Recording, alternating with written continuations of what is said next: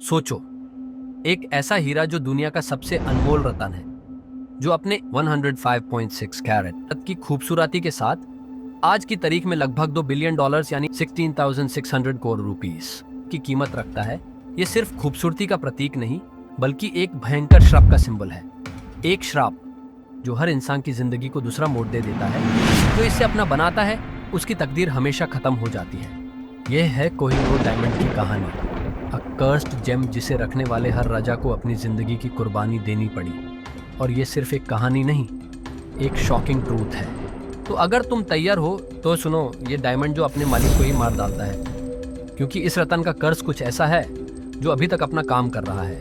कोहिनूर एक ऐसा हीरा जो 5000 साल पहले इंडिया के कोलूर माइंस से निकला। ये रतन एक शानदार खूबसूरती का प्रतीक ही नहीं, बल्कि एक कर्ज का निशान भी है।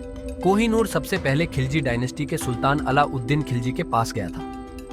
खिलजी ने 1300 साल में कोहिनूर को जीता, पर जैसे ही उसने यह रतन अपने पास रखा, उसकी तकदीर खत्म हो गई। खिलजी के रजा में जंग का माहौल शुरू हुआ और उसके अपने ही उसे धोखा देने लगे। और फिर 1316 में खिलजी को उसके ही नेफ्यू ने मार दिया।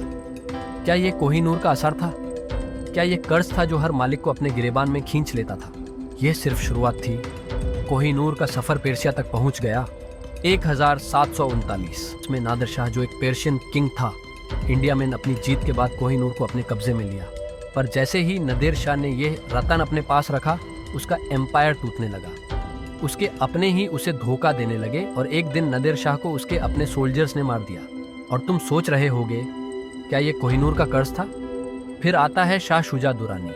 1799 में शाह शुजा ने कोहिनूर को अपने पास रखा, सोचा कि यह रतन उसकी ताकत को वापस देगा। शाह शुजा ने अपनी ताकत के लिए कोहिनूर को अपना बनाया, लेकिन यह डिसीजन उसके लिए सबसे बड़ी गलती साबित हुई। 1803 में शाह शुजा को अपनी तकदीर का सामना करना पड़ा।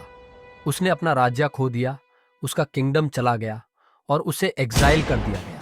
अपने राजा की हार के बाद शाह शुजा ने महाराजा रंजीत सिंह, जो कि सिख एम्पायर का राजा था, से असाइलम की मांग की। महाराजा ने शाह शुजा को असाइलम देने का वादा किया, लेकिन एक शर्त थी, कोहिनूर डायमंड। रंजीत सिंह ने यह रतन अपने पास रखा ताकि यह उसके राजा की ताकत का प्रतीक बन सके, और यह भयंकर चीज रंजीत सिंह की तकदीर का हिस्सा बन गई। मगर जैसे ही ये कोहिनूर उसके पास गया, कुछ अजीब होने लगा। महाराजा रंजीत सिंह, जो अपने जीवन में कभी अपार ताकत का मालिक था, धीरे धीरे स्वास्थ्य के मामले में गिरने लगा। उसको लगातार स्ट्रोक आए और 1839 में उसका देहांत हो गया। उसकी मौत के बाद उसके एम्पायर में तुरंत शांति और एकता का अभाव देखने को मिला। और फिर इसी साल में कोहिनूर ब्रिटिश एम्पायर के पास गया और क्वीन विक्टोरिया को दिया गया। ब्रिटिश रॉयल्स ने इस डायमंड को अपनी जान का हिस्सा बनाया, लेकिन एक बात थी जो उन्होंने सीक्रेटली अपने अंदर रखी। ये डायमंड सिर्फ औरतों के पास रखा गया। क्वीन विक्टोरिया ने जब ये हीरा अपने पास रखा, तो ब्रिटिश एम्पायर में एक अजीब सी चुप्पी हुई चादर थी। तुम्हें यह जानकर हैरानी होगी कि कोहिनूर को कभी भी किसी पुरुष राजा के पास नहीं रखा गया, सिर्फ विमेन, क्योंकि ये कहा जाता था कि औरतों के पास यह रतन सेफ रहता था, और कोई भी आदमी यह रतन अपने पास रखता तो वो तुरंत अपनी तकदीर से दो चार हो जाता था। क्या ये कोई कोइंसिडेंस था, या फिर ब्रिटिश रॉयल्स ने यह ध्यान रखा था कि उनके पास ये कर्स्ड डायमंड सिर्फ औरत के पास ही रहे, ताकि उनकी जिंदगी को बचा सके? आज भी कोहिनूर टावर ऑफ लंदन में रखा गया है। लोग इसे देखते हैं, एडमायर करते हैं। पर क्या तुम्हें लगता है ये श्राप अब खत्म हो गया? क्या ये अब सिर्फ एक प्रिटी डायमंड है?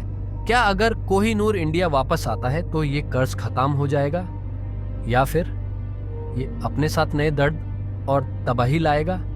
ये एक ऐसा सवाल है जो किसी के पास जवाब नहीं है।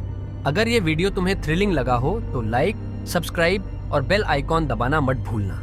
अगर तुम्हें यह मिस्टीरियस कहानी पसंद आई हो तो तुम्हें मेरी अगली वीडियो जरूर देखनी चाहिए।